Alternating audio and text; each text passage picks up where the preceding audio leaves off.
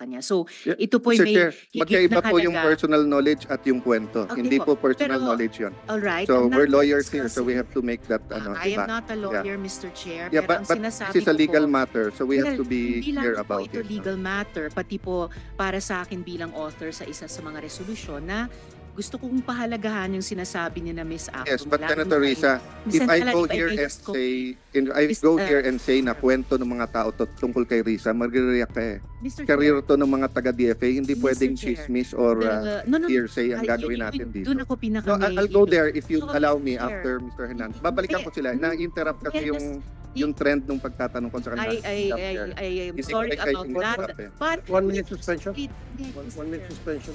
just complete para kay Miss Apple. Miss Apple, alin sa mga sinasabi mo sa Tribune ay personal knowledge mo at ilan doon ay chismis lang na napakinggan mo lang? Yung tungkol lang po kay Crisel Respicio. Ang ano yon? Yun lang ang... Yun lang po yung sinabi ko sa Daily Tribune. Yung iba naman po sumbong na po ng... Kaya nga, so chismis. Sumbong po. Ano kaibahan ng sumbong at saka chismis? Sumbong nangyari po talaga sa kanila. So paano alam mo na tunay na nangyari? Hindi lang po isa ang nagsabi. So 400 ang nabiktima dito lang na to. Ilan ang estimate na nabiktima sa buong Milan ng mga patronato? Sabihin mong 1,200. Kaya ba ng Congen harapin ang 1,200 na tao?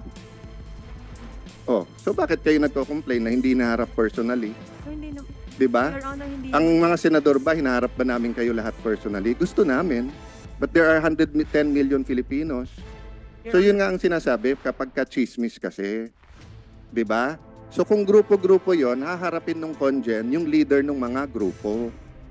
Iba yung hindi inaasikaso, iba yung hindi hiniharap. Yung Secretary ba ng Justice, hinaharap ba niya lahat ng complainant? Oh, 'di ba? So, ano yung totoong sinabi nyo sa Tribune at ano hindi? So, sinabi nyo ba sa Tribune na kumikita si ano? So, may I ask Mr. Hernandez, sino Mr. Chair, sinasabi nyo na the indulgence of Senator Alan, Mr. Chair. Fine, Senator Rizzo. If I just may, gusto kong mas pahalagahan yung sinasabi ni Miss Apple sa atin mula nung nakaraang hearing na maaring hindi lahat ay personal knowledge na sinabi naman niya. Marami may mga sinabi sila na reklamo sa kanila at nirelay lamang nila. Pero ito po ay yung marami din ay masasabi nating personal knowledge na karanasan niya sa either sa sarili niya or sa mga kababayan sa Milan na nagkwento sa kanya. So, Yeah, ito po Mr. may Chair, higit magkaiba na po yung halaga. personal knowledge at yung kwento. Okay Hindi po po. personal Pero, knowledge yun. Alright. So, I'm not we're lawyers here, so we discussing- have to make that I diba? am not a lawyer, Mr. Chair, Yeah, pero but ang sinasabi this is a ko legal po, matter, so we have well, to be hindi lang clear po about ito it. legal matter, pati po para sa akin bilang author sa isa sa mga resolusyon na gusto kong pahalagahan yung sinasabi ni na Miss Apple. Yes, but mula Senator nung kay- Risa, if I Senator, go if I here may and just go- say, na kwento ng mga tao tungkol kay Risa, magre-react ka eh. Mr. Career to ng mga taga-DFA, hindi Mr. pwedeng Chair, chismis or no, hearsay ang ay, gagawin natin dito. Doon ako pinaka No, I'll go there if you So, allow me Chair. after Mr. Hernandez. Babalikan ko sila. Na-interrupt kasi yung trend nung pagtatanong ko sa kanila. I am Hindi sorry ko kayo about interrupt that. eh. But 1 minute suspension. May I just 1 minute complete? suspension muna. May I just complete para kay Miss Apple? Yan ang halaga at respeto yung sinasabi ng resource person natin na hindi lamang chismis. So that was the main point of my interjection. Thank I'm you, sorry Mr. for that, Chair. Madam Chair. I'm zealous you, about Sen. DFA and GMC. Alan. I'm sorry for that. Tekato, maaaring totoo nga po na kayo po ay nakakausap ng ilang mga complainants sa inyong tanggapan. It doesn't mean na itong si Miss Apple nagsisinungaling. Kung talagang hindi niya kayo naabutan tuwing pupunta siya, then that's probably is a fact. The only way to do that, Your Honor, is for them to produce that person. Siya, Miss Apple, sinabi mo, di ba, pupunta ka sa opisina ni Mr. Cato, palaging wala siya doon at secretary na nakausap? Your Honor, hindi po ako nagsabi. Yung mga biktima po sa Milan. Yung mga victim. Opo. Sa Milan Na po. yung mga victim lumapit sa'yo. Opo, nagtanong din naman po kami sa kanila. Kasi nung pumasok po kami ng Daily Tribune, naging fair naman po kami sa pagtatanong. Kasi kung hindi nga po kami naging fair, hindi dapat na-interview si Miss Untalan. So ibig sabihin, dalawang grupo. Yung may grupo ng mga victims na sabi mo hindi ini-entertain Mr. Cato at meron ding grupo na nagsasabing ini-entertain sila Mr. Cato at in fact, 200 sa kanila ay natulungan na. Opo, may mga tao po nagsasabi na gano'n. Meron din pong tao na nagsasabi na sekretary lang daw po na. Senator, Mr. Chairman, may I ask some questions? go ahead po. So, Mr. Chairman, may I frame muna ko yung aking concerns. But first and foremost, may I congratulate you to continue to stand up for our OFWs. And yun yung una kong concern na every time tingin natin wala nang scam, meron na naman bago. I could not forget, Mr. Chair, nung tumayo ka sa floor, nagkwekwentuhan lang tayo. And may mga governor, I think may senator pa, mayors na nagsascam tungkol sa piyesta. At sinabi mo nga, ako never ako magpapaskam sa mga yan. And it happened na yung nagsascam kasi, mga pangalan at phone number. And in fact, Mr. Chair, sa akin, may naghingi ng pera, gumamit ng mga pangalan ng ambassador. Tapos yung number na nag-text sa akin, number sa New Zealand at Australia na nagsasabing sila yung ambassador na kilala ko. Buti na lang chinek ko, nasa Pilipinas na. So ang point ko lang, yes, the scams are out there. And nakakalungkot na talagang ang tina-target yung OFWs. Okay. But bakit masyado akong concerned sa nangyari dito at thankful sa chairman and of course kay Senator Risa for taking it. First, because ang target is our national treasures, the OFW.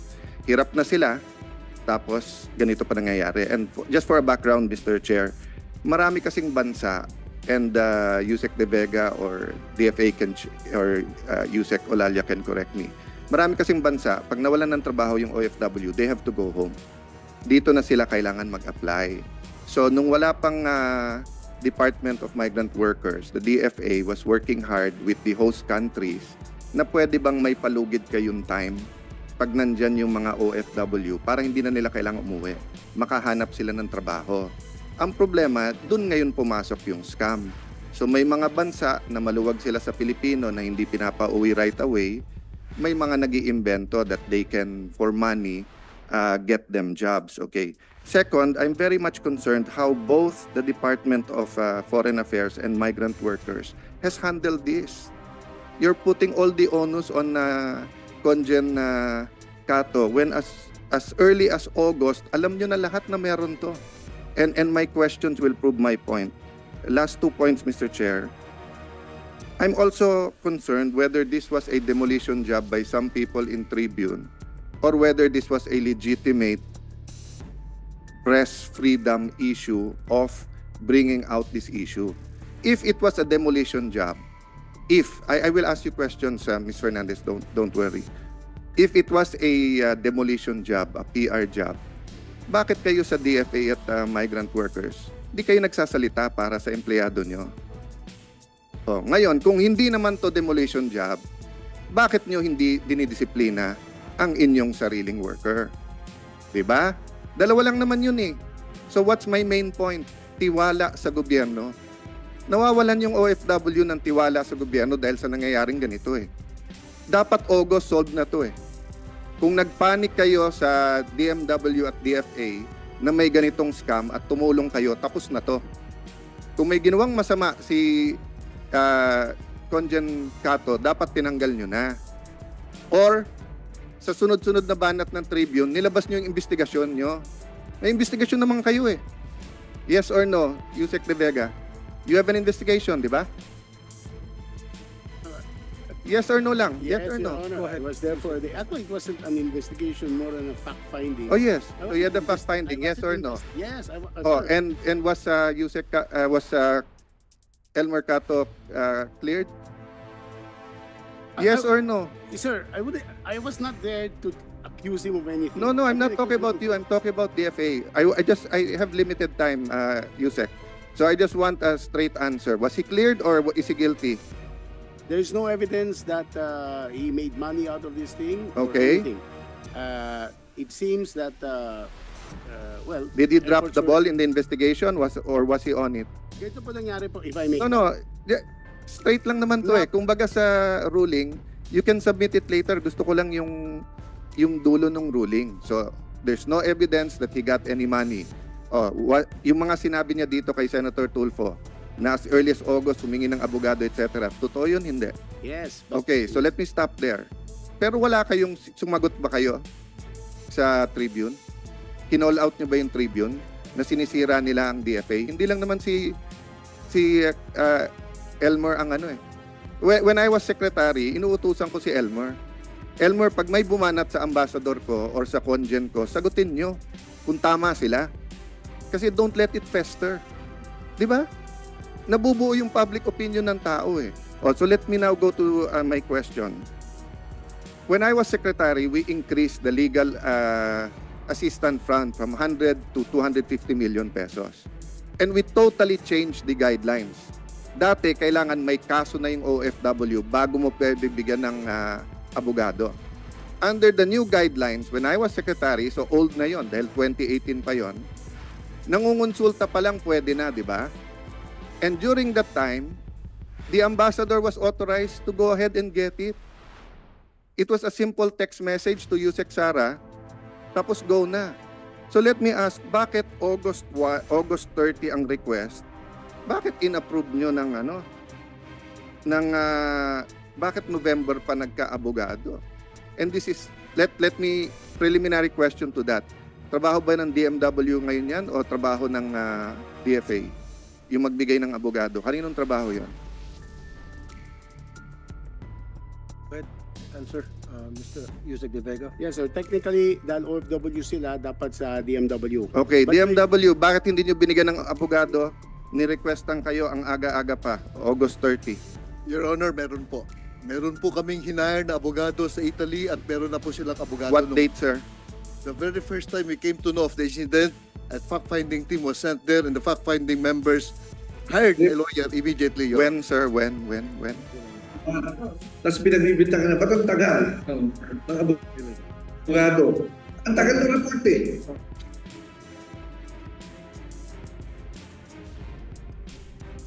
Baka may online, Mr. Chairman. So, Dr. Lalia, because I have limited time, I want to get to the bottom of this.